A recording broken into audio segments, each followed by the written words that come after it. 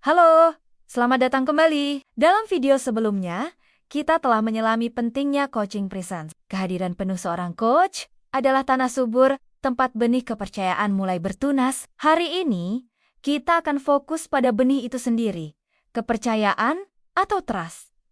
Kita akan melihatnya dari lensa tingkat lanjut, bergerak melampaui sekadar rapor awal, menuju penciptaan sebuah wadah yang sangat aman dan kokoh bagi coachee. Di tingkat dasar, kita belajar bahwa membangun trust berarti bersikap ramah, menjaga kerahasiaan, dan menunjukkan bahwa kita mendengarkan. Semua itu benar dan sangat penting. Namun, untuk memfasilitasi perubahan yang transformasional, kita memerlukan sesuatu yang lebih dalam. Kita perlu membangun apa yang disebut sebagai keamanan psikologis. Keamanan psikologis adalah keyakinan yang dipegang oleh coachee bahwa ia tidak akan dihukum, dipermalukan, atau diabaikan karena mengemukakan ide, pertanyaan, kekhawatiran, atau bahkan mengakui kesalahan dalam ruang coaching. Ini adalah kondisi di mana coachee merasa aman untuk menjadi dirinya yang paling otentik, paling rentan, dan paling jujur. Mengapa ini penting? Karena tanpa keamanan ini, coachee hanya akan membahas topik-topik permukaan. Mereka tidak akan berani menyentuh keyakinan yang membatasi, ketakutan yang menghambat, atau mimpi yang terasa terlalu besar. Mereka tidak akan mengambil risiko yang diperlukan untuk pertumbuhan sejati. Jadi, tujuan kita sebagai coach tingkat lanjut bukan hanya agar coachee menyukai kita, tetapi agar mereka mempercayai kita dengan bagian diri mereka yang paling rapuh sekalipun. Bagaimana kita menciptakan ruang siman ini? Ini melampaui teknik. Ini melibatkan cara kita berada bersama coachee. Salah satu konsep kuncinya adalah apa yang disebut oleh psikolog Carl Rogers sebagai unconditional positive regard atau penghargaan positif tanpa syarat. Ini adalah sikap menerima dan menghargai coachee sebagai individu yang utuh, berharga, dan memiliki potensi, terlepas dari apapun perasaan, pemikiran, atau tindakan yang mereka bagikan. Ini bukan berarti kita harus setuju dengan semua tindakan mereka, tetapi kita menerima kemanusiaan mereka tanpa syarat. Ketika coachee merasa diterima sepenuhnya, bukan dinilai, mereka mulai berani untuk mengeksplorasi diri mereka sendiri dengan lebih jujur. Hal kedua yang berkontribusi pada trust mendalam adalah keselarasan atau otentisitas coach. Ini berarti ada kesesuaian antara apa yang kita katakan, apa yang kita rasakan, dan bagaimana kita berperilaku. Coachee memiliki radar yang sangat peka untuk mendeteksi ketidakkonsistenan. Jika kita mengatakan kita penasaran tapi bahasa tubuh kita tidak sabar, mereka akan merasakannya. Jika kita berpura-pura nyaman dengan emosi kuat mereka, padahal kita sendiri panik, mereka akan tahu. Otentisitas juga berarti kita berani menunjukkan sedikit kerentanan yang pantas. Ini bukan tentang menceritakan masalah pribadi kita, ini tentang menjadi manusia di dalam sesi. Misalnya, dengan berkata, "Itu pertanyaan yang sangat dalam. Saya butuh waktu sejenak untuk memikirkannya bersama Anda." Atau, "Saya akui, saya sedikit kehilangan arah di sini. Bisakah kita kembali ke apa yang paling penting bagi Anda saat ini?"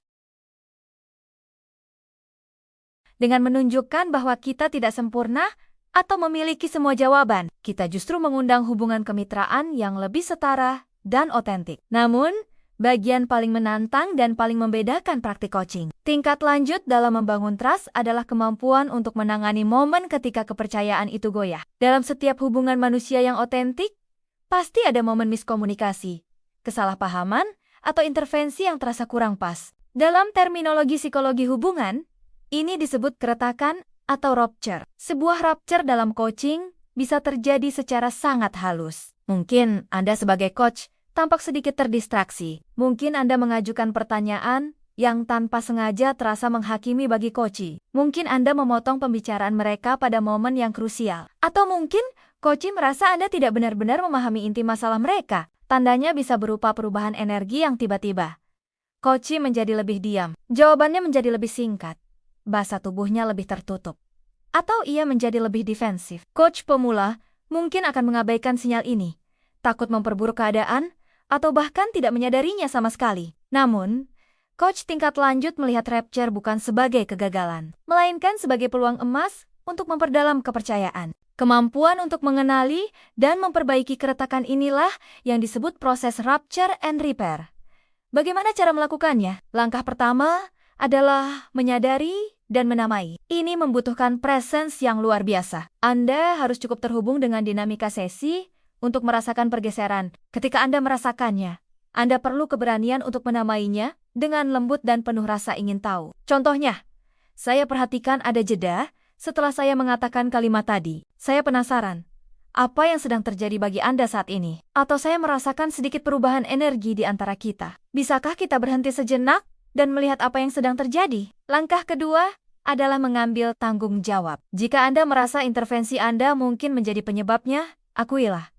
Ini menunjukkan kerendahan hati dan membangun keamanan. Contoh, saya rasa pertanyaan yang baru saja saya ajukan mungkin terasa terlalu menekan. Saya minta maaf jika itu membuat Anda tidak nyaman. Langkah ketiga adalah mendengarkan dengan empati mendalam. Setelah Anda membuka pintu, dengarkan perspektif coach tentang apa yang mereka alami tanpa bersikap defensif. Berikan validasi pada perasaan mereka. Terima kasih sudah berbagi itu, saya bisa memahami mengapa pertanyaan saya tadi terasa menghakimi bagi Anda. Langkah keempat adalah memperbaiki dan melanjutkan. Setelah pemahaman tercapai, diskusikan bagaimana Anda berdua bisa melanjutkan. Terima kasih atas kejujuran Anda. Ini sangat membantu saya memahami bagaimana cara terbaik mendukung Anda.